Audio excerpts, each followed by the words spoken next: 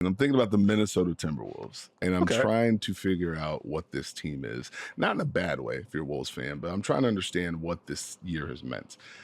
So they're 5th in offensive rating this year. They were 8th last year. They're 11th in defensive rating. Last year they were 6th.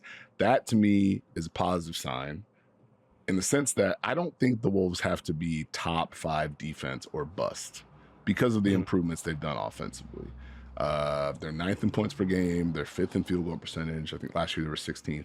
5th in 3-point percentage, which is interesting. So trying to get some quality shots up. They are 9-5, Nekias.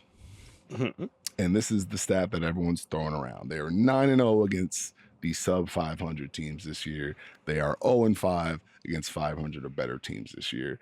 And I'm trying to figure out how to process that.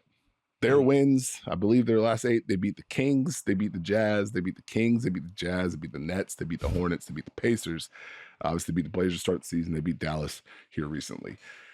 Those 5 losses, it's 2 losses to the Lakers, it's 2 losses to the Nuggets, and it's 1 loss in the Garden against the Knicks.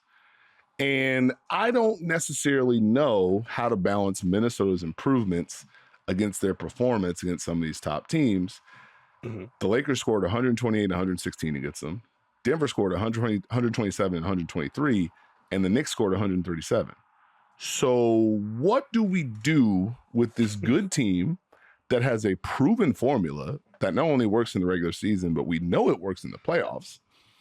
They have improvements. Like if we had come in here and I had told you, hey, Julius Randle is going to have an average of 24.5 points, career high 6.1 assists and 7 rebounds, shooting 52%, boy, we'd think the Wolves are doing something crazy, huh? If we had come in and said Jaden McDaniels is actually going to make the offensive league and average 17 a night, hey, what's going on with the Wolves? If Anthony Edwards continues to get better, this is a team that has 6 players that average double figures in scoring. This should be a positive. What do we do with this in the case that they play these top teams? And is it the defense that's not holding up? Is it the offense that's not holding up? And I feel like that's the in-between. That's the work they're going to have to put in during this regular season to kind of figure it out. When they play Denver, with Anthony Edwards, we've seen growth, right? Yeah. Quick decisions this year, decisive, drives are there, added the post-ups, getting him involved in more movement. But the post-ups, hey, I can see your help. I don't really care about it. I can make the plays I want. Against Denver, where they mixed different things in, it felt like a little bit more pick and roll for Anthony Edwards.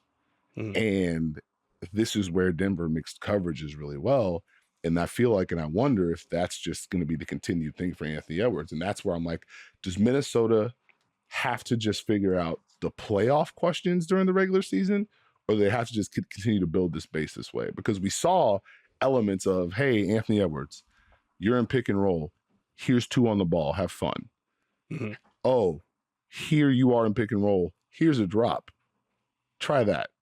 Hey, here's a switch, man. So now let's get you thinking a little bit. Let's get you a little less decisive. Part of their advantage is, Julius Randle playing well, getting downhill. They're getting him more elbow catches. They're clearing space for him to get to his left hand. That adds movement because now, again, you can get to some of the screening and splits for Anthony Edwards to get him the ball downhill. What do you do against a team that says, hey, Julius Randle, that's fantastic. We are either going to put size on you or we're going to put a wing that can keep the ball in front. And now, how many buckets does Julius Randle have to make that an advantage? Naz Reid, I feel like he's been good. He's been very decisive. But now, in particular with those two, if teams, and I'm talking about the good team, like the good team sounds rude, but like the top tier teams in theory, if they're going to say the Naz Reid, Julius Randle lineup is just going to be a switch lineup, or let's put a guard wing on them, how do you create the same advantages? Because the gift of those two is the blend of what they have, the scoring, the driving, they can space. You don't necessarily know what's going to happen. They can poke at 5s. Makes it tough. But if Denver's going to put Bruce Brown and Spencer Jones out there against them, how do they take that off the board throughout the regular season and regain their advantage with those lineups? Because I think it's easy to point to, okay, the Randle Reid lineups need to do something defensively. I think the effort's been there. But obviously you can probably go to your local statistician and get a Rudy Gobert on-off split that will make you feel good about talking about that defense, and I understand it. But you need that lineup to work because offensively it gives you a boost. If teams are going to get back to that, if teams are going to get back to just showing help on Anthony Edwards drives, and hey, here's 3 people looking at you, where are we going to get you the ball? That's where I'm trying to figure out and find a way. What does that look like? No, I think that's fair. And I think my initial thought, you let me know you want to talk about Minnesota. And like watching that Denver game in particular, like I'm glad you hit on the coverage mixture that Anthony Edwards saw. Because I think it forced Randle, Jaden, and others. Like I think my broader Minnesota takes, like, so much of this offensively has kind of felt like isolation, and not in the literal sense, but it's like Ant's doing good things kind of in a vacuum. Randall's doing good things kind of in a vacuum. Jaden McDaniels doing good things in a vacuum. And like for me, against the top teams, you kind of need the blend of Ant is making everyone go, and Julius Randle is puncturing things. You're showing help to him too. Now it's Jaden coming in the wave, etc. And it hasn't felt like a ton of that for me offensively. And defensively, I'm not going to do the local statistician thing, but like the defense has just kind of been untenable with Rudy off the floor for large portions of this year. And I think to your brother, you're gonna do the thing again. I'm not gonna do the thing. No, don't do that. But no, in all seriousness, I do think to your earlier question about like, is it the offense? Is it the defense? When you get to these top teams, if you can make Anthony Edwards think, and again, you're not getting the wave of Ant's playing well and Randall's playing well, and here's Jaden McDaniels, and then here's some shot making from the guards, etc. You then go to the other end. And as you've alluded to, like Rudy's still a very good defender, but like teams are still, we can put him in action and feel like we can get some good stuff. If you have that against the top tier teams, like you mentioned, like the Lakers in particular, like, do you think Luka Doncic is afraid, or Austin Reeves is afraid of like Rudy Gobert in drop, regardless of how good he is in drop? No, not really. So like if Rudy can be tested in these top matchups, and then he goes to the bench and you just do not have rim protection at this point, and now some of the drives open up, like that's where it's just like the defense kind of gives me some angst in that regard. If we're talking about through the context of them versus the top teams in the West, or just top teams in general, like all of these offenses have guys that can just poke at a matchup or destroy pick and roll in general. And so like if Rudy can get dinged, everyone else is getting dinged at that point. No, I hear that. And I think defensively they have some questions in a playoff context, but also kind of like we've seen them figure it out in a series. Yeah. And so game plan defense can give you some leverage in those moments as far as we want to take X, Y, and Z away in a series. I think to your point about it feeling like it's in a vacuum, it's kind of weird because they kind of need it to be. If you go back to that OKC series, they have to win some matchups against some teams that say, hey, we are just going to switch, or we don't really care about X, Y, Z. They need that. And so how do you balance that? Because the one thing I've liked about Jaden McDaniels' growth offensively this year, it's not just, oh, he's shooting better. He's more involved. And so it's easy to say, okay, guy brings the ball up the court or initiates offense. But that's important to get him, like Minnesota's working to get the ball up quicker in the court. You get him a dribble handoff with 18, 19 o'clock. He gets to operate and pick and roll. He gets downhill. Okay, this is good. Because if he's driving and he's forcing help and he's be able to score in the paint, he's able to make some of these kicks. That kick starts your offense in a different way. Sometimes offensively, you just have to get a guy a rhythm and give them a touch and let them kind of flow and go. So I've enjoyed the experience of watching him just kind of explore the space a little bit more. And it's interesting to see he kind of had like a couple pocket passes to Rudy Gobert where it's like, hey, man, can you catch the ball? And I was like, okay, understood. I get it. But you add the Dante DiVincenzo in his play and finding a consistency there.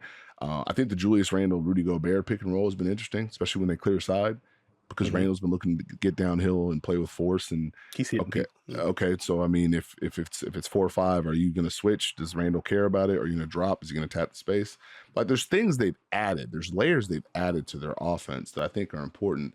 But now I need to see it against those teams. I need to see it against, I need to see what it means overall. I think that's where I'm at because I feel good about where Minnesota's at to a degree. I mean, the Western Conference is tough, right?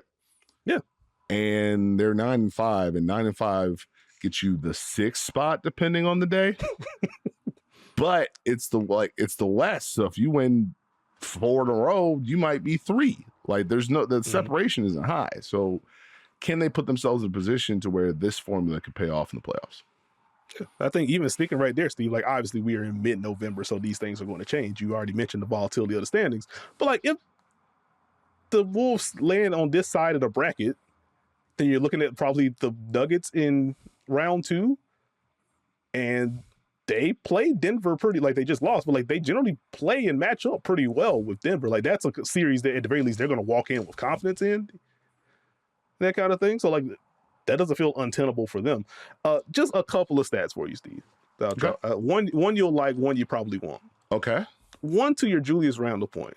We were talking about this a little bit pre-show. There have been 70 players that have logged at least 100 drives so far this season.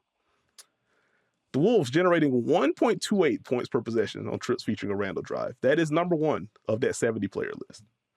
Clip that. He is hitting people, and the playmaking off of those drives have also been pretty fun to watch.